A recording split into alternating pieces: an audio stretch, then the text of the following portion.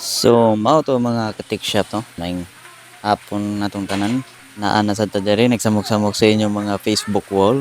Kani nga video mga ka-tech shop no. Kani adlawan ami bisita ani from USA. So gibisita mi sa among relatives. Mao ning si Papa King, ang master chef sa among pamilya. Mao ni galuto na siya pasayan, lami kini siya magluto. Kalimot na ko unsa na iyang gipangluto basta perti musuga na mi aning gabi una. Wala lang nako sila ma-picture eh. Kinalingaw mig tan-aw og salida niya.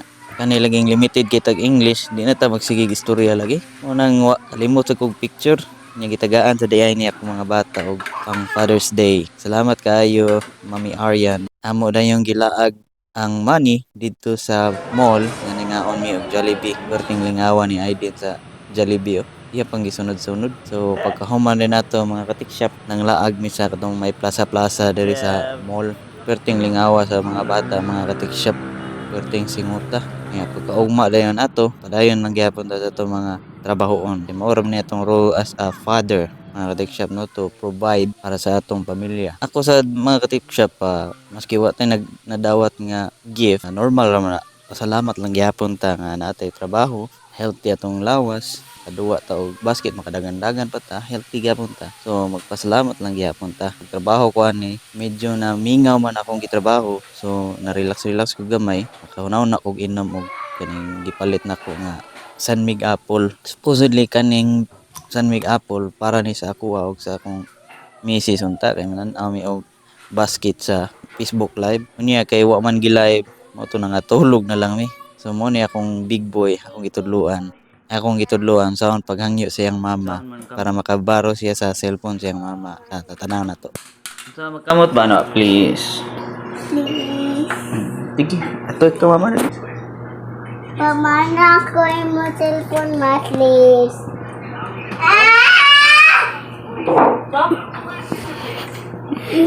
Hindi din. Unsa kuno ingas mama, tarong nga storya. Pink cellphone pero na ko mo pink cellphone. What? Kaluoy ko. Naong sa looy, Bi. Sa pagkamot yun, sa nagkamot. Naong sa looy, naong sa looy. Bakit ako sa naong sa looy? Uy, kaluoy, Bi. Ano? Or na ko Naong sa mo looy, Bi. Naong sa looy. Wala, kaluoy. Dali ka rin mo nagkuha ni mga bata, mga katik shop. Nya kaning cellphone na mga katik shop, ganin na ko siya gi-repair. Ang issue ani is back cover o ang iyang power switch o volume. Ako nang nailisan, na-fix na nako. And nilabay og 5 months or 6 months, wala gyapon gi-claim sa customer. So, niya ni ana ang customer nga murag dili na ni murag na naghatag siya sign nga murag di na niya i-claim. So, ako na lang siguro ni. Moto akong gipalitan og screen protector, akong gipalitan og casing. So, mura na unoon siya bago mga katik shop kay bago ang iyang back cover, bago iyang tempered glass, bago iyang casing. So, mura na siya bago noon. Unang duha na noon akong cellphone. So, pero if naay ganahan mo palitan ni mga katik shop, ako sa na siyang ibaligya. 2,000 siguro. Siyempre, nanam po yung cellphone. So, di na ako need og duha ka cellphone. But if you're interested, just message mo on my Facebook page kung interested mo.